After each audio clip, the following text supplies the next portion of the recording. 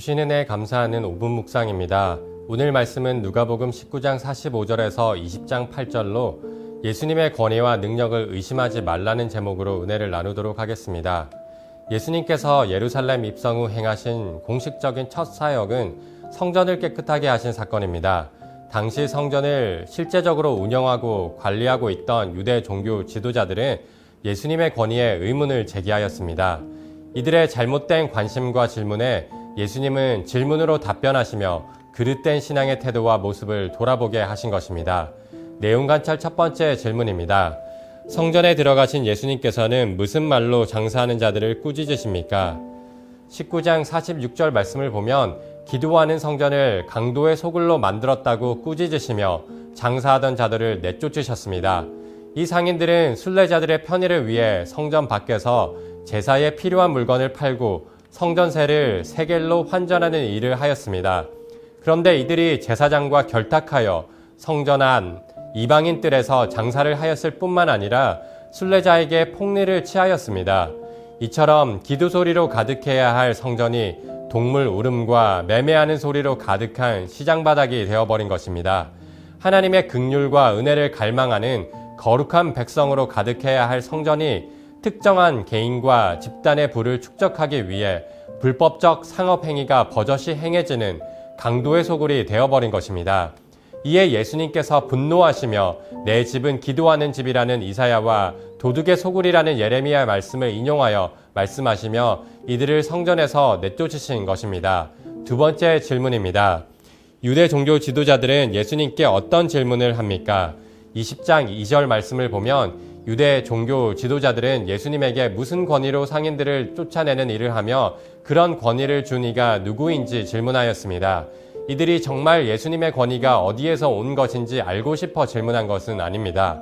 자신들의 성전을 운영하고 관리해 왔는데 예수님이 성전에서 소란을 피우자 자신들의 권위가 떨어지고 도전받았다고 여긴 것입니다.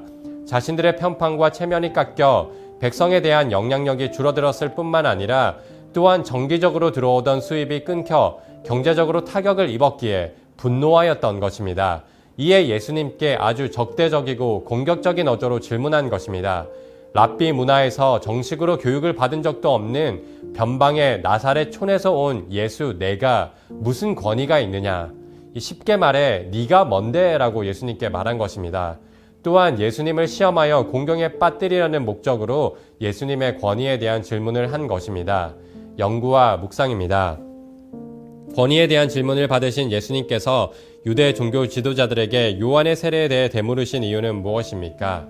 예수님은 진실된 마음과 순수한 목적에서 비롯된 질문에는 대답해 주시지만 예수님을 시험하고 함정에 빠뜨리려고 물어보는 질문에는 되물어보시거나 비유로 말씀하셨습니다.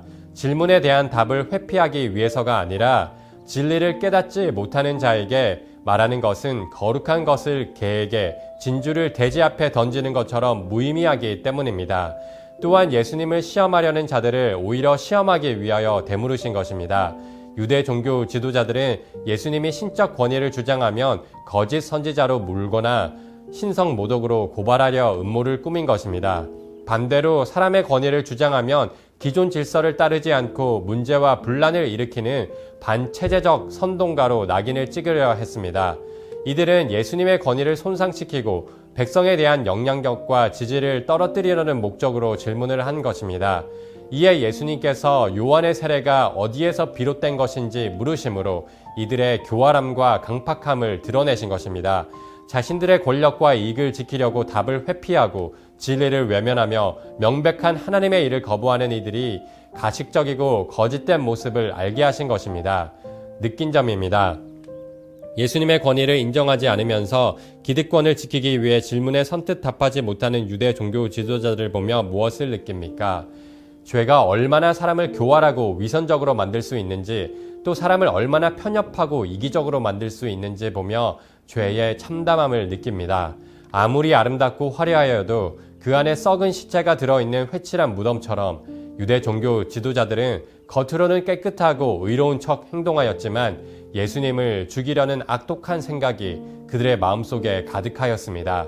그리고 자신들의 죄가 드러났을 때 그 죄를 인정하고 회개하기보다는 그 죄를 감추기 위해 도리어 예수님을 책잡고 시험하고 죽이려 하였습니다. 또한 유대 종교 지도자들은 권력과 인기, 돈에 눈이 멀어 하나님보다 사람을 더 두려워하였습니다. 백성들이 자신들을 돌로 치게 될 것은 두려워하여 대답을 회피하면서도 장차 있을 하나님의 진노와 심판은 두려워하지 않았던 것입니다. 옳고 그름보다 당장 눈앞의 이익과 손해에 하나님 나라보다 이 땅에 더 관심이 있었기 때문입니다. 말씀에 대한 우리의 결단과 적용입니다. 예수님이 지금 우리의 마음에 전해 오신다면 무엇을 발견하게 되실까요?